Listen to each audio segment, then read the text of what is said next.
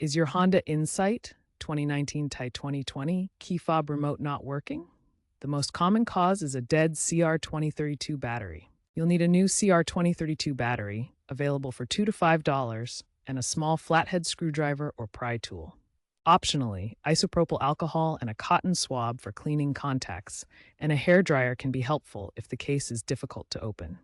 Before starting, confirm that the issue isn't a software glitch, as Honda released minor firmware tweaks in 2024 that may resolve intermittent remote failures without battery replacement. First, carefully pry open the key fob case using the screwdriver.